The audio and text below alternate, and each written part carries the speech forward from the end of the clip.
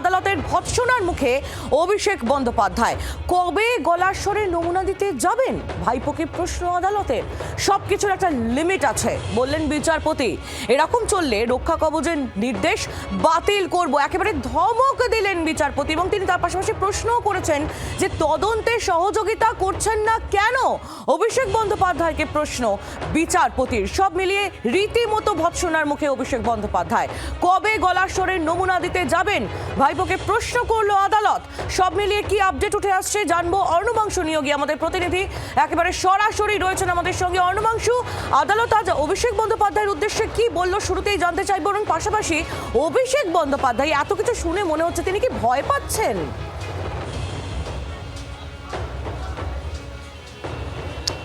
আইলি, সেটা হচ্ছে অভিষেক বন্দ্যোপাধ্যায় গলা স্বরে নমুনা দেবেন না বলে যে নাছোড়বান্দা ছিলেন, সেটা আজকে কলকাতা হাইকোর্টের ভৎসনা কোডানকোট ধমকের মুখে পড়ে তিনি ভয় পেয়েছেন, এটা বলা যেতে পারে। কারণ হচ্ছে তিনি পিছুপা হলেন। কারণ আদালতে দাঁড়িয়ে তার আইনজীবী অয়ন ভট্টাচার্য বললেন, না আমি মামলা প্রত্যাহার করে নিচ্ছি। কেন এই অবস্থায় এলো, কেন অভিষেক বন্দ্যোপাধ্যায় তার আইনজীবী মারফত এই সিদ্ধান্ত নিলেন? কারণ কলকাতা হাইকোর্ট হুঁশিয়ারি দিয়েছে, আপনাকে এই যে ব্ল্যাঙ্কেট প্রোটেকশন, আপনার বিরুদ্ধে কোনো কড়া পদক্ষেপ নেওয়া হবে না, সেই নির্দেশ দেওয়া হয়েছিল একটা মাত্র শর্তে। শর্তটা ছিল এটাই, তদন্তে সহযোগিতা করতে হবে সব রকমভাবে, এবং আপনি বাধ্য তদন্ত সহযোগিতা করতে। তা না করে আপনি এইখানে একটা প্রোটেকশন নিচ্ছেন, অন্য কোর্টে গিয়ে সিআরআর ফাইল করছেন, এই যে বিভিন্ন কোর্টে ঘুরছেন, এটা জুডিশিয়ারিকে হেনস্থা করা, এবং এর একটা লিমিট থাকা উচিত। যদি হয় এমন, তাহলে কিন্তু আমি মামলা রিকল করে আগের নির্দেশ প্রত্যাহার করব এবং আপনার উপর কস্ট চাপাবো। এইটাও কিন্তু হুঁশিয়ারি দিয়েছেন বিচারপতি। সুতরাং এটি করবেন না। এই বক্তব্যের পরেই কিন্তু আদালতে দাঁড়িয়ে অভিষেক বন্দ্যোপাধ্যায়ের আইনজীবী তারা এই মামলা প্রত্যাহার করার সিদ্ধান্ত নিয়েছেন।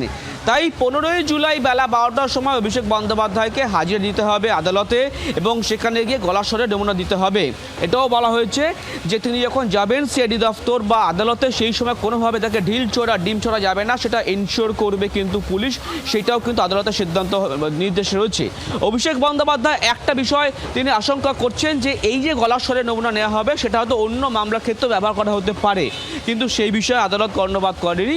সর্বশেষ অভিষেক বন্দ্যোপাধ্যায় পিছুপা হয়েছেন, তাকে আগামী 15 তারিখ নিম্ন আদালতে গিয়ে গলার স্বরে নমুনা দিতে হবে, এবং তিনি দিতে বাধ্য, সে কথা স্পষ্ট করে বুঝিয়ে দিল কলকাতা হাইকোর্টের সিঙ্গেল বেঞ্চ। একেবারে অর্ণবাংশু, তুমি আমাদের সঙ্গে থাকো। আমরা এই বিষয়ে রাজনৈতিক প্রতিক্রিয়াও নিয়েছিলাম, আমরা কথা বলেছিলাম রাজ্যের মন্ত্রী তাপস রায়, তার প্রতিক্রিয়া আপনাদের শোনাবো। পাশাপাশি বাম নেতা শতরূপ ঘোষ, তিনি বা কি বলছেন শুনুন পরপর।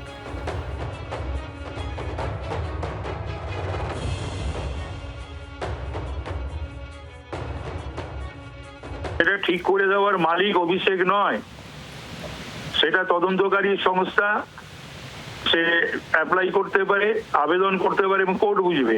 তবে এটুকুনি আমি বলতে পারছি যে কণ্ঠে অভিষেকের কাঁটার মালা, ফুলের মালা নয়। তাই জন্য ওর কণ্ঠ নিয়ে এত সমস্যা।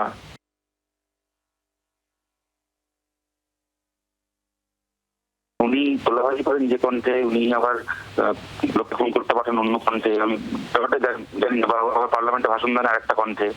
কেস টু কেস কণ্ঠ ব্যাস করে জানি না। তবে আমি এটাও বুঝতে পারছি না, দেখুন এই সার্কাসগুলোর মানে কি আছে? অভিষেক ব্যানার্জির বিরুদ্ধে অনেক সিরিয়াস অফেন্সের অভিযোগ রয়েছে, হাজার হাজার কোটি টাকা স্ক্যাম, দুর্নীতি, হচ্ছে আপনার এত চাকরি বিক্রি থেকে শুরু করে সবকিছু ভিডিও এখনো অভিষেক ব্যানার্জি নিজের পেজে রয়েছে।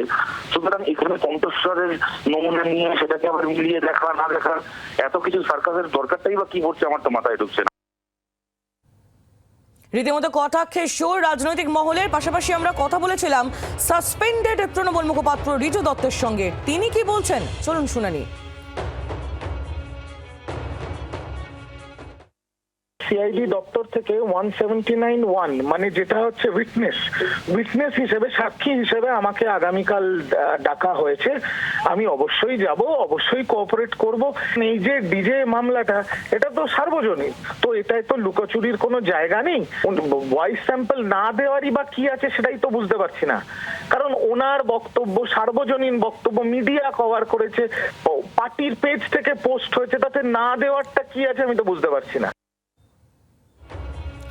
রিজু দত্ত তার বক্তব্য তুলে ধরলাম আপনাদের সামনে। আমাদের প্রতিনিধি অর্ণবাংশু নিয়োগী আমাদের সঙ্গেই রয়েছেন। অর্ণবাংশুর কাছে একটু চলে যাই। অর্ণবাংশু, এর আগে অভিষেক বন্দ্যোপাধ্যায় তিনি একেবারে বলেছিলেন যে আমি তো বলছি এটা আমারই গলা, এতে আবার কণ্ঠস্বর দেওয়ার কি আছে, এমন বক্তব্য তার শুনেছিলাম আমরা এই কণ্ঠস্বর মামলায়। আর অন্যদিকে এখন তিনি বলছেন যে তার গলার স্বরের নমুনা অন্য মামলায় ব্যবহার করতে যাতে না করা হয় সেই আবেদন তিনি করছেন, এবং তার পাশাপাশি তিনি এও বলছেন মানে যে যাতে এই কণ্ঠস্বর না দিতে হয় তার জন্য যত রকমের চেষ্টা করা যায় তা তিনি করছেন।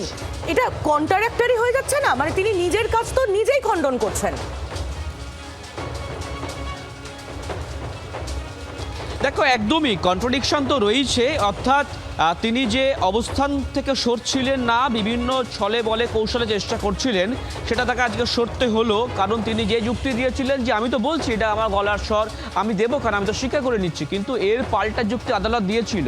যদি কোনো ব্যক্তি এসে বলে আমি আদালতে দাঁড়িয়ে বলে বা পুলিশের সামনে বলে আমি খুন করেছি, পুলিশ তাকে অ্যারেস্ট করবে, ইনভেস্টিগেশন করবে না এমন তো নয়। তাকে প্রমাণ সংগ্রহ করতে হবে যে সেই ব্যক্তিটাই খুন করেছে এবং মেলাতে হবে যে সেই ব্যক্তিটাই বলেছে গলার স্বর দিয়ে।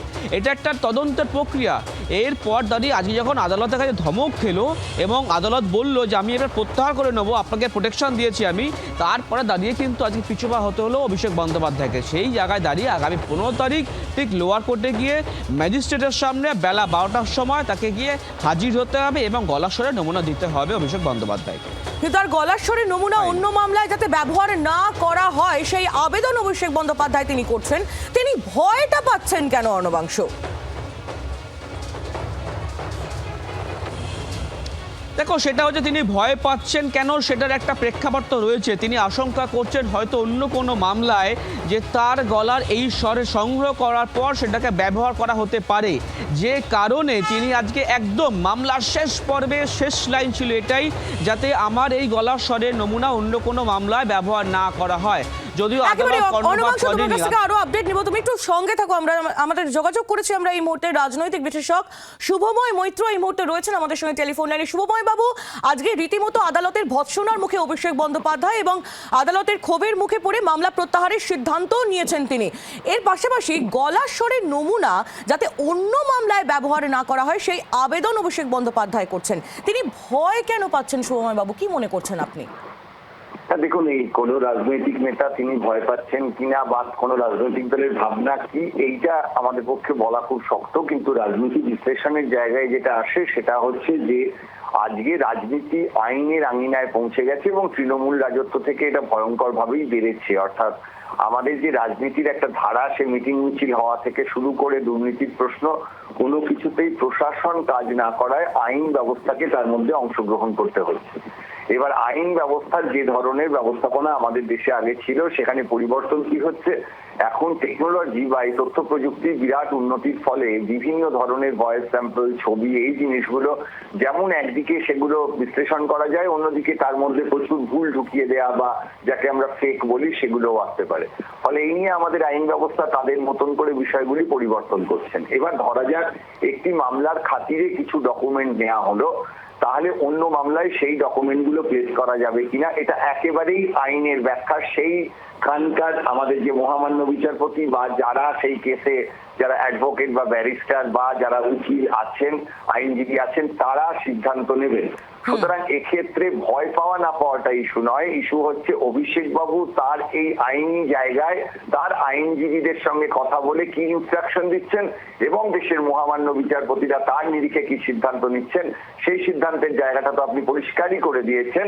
ফলে আমাদের এইখানে লক্ষ্য রাখতে হবে যে আইনি ব্যবস্থা কোন দিকে এগোয় এবং এই যে ভয়েস রেকর্ড সেটা শুধু সেই মামলায় ব্যবহৃত হয় নাকি অন্য মামলাতেও ব্যবহৃত হতে পারে।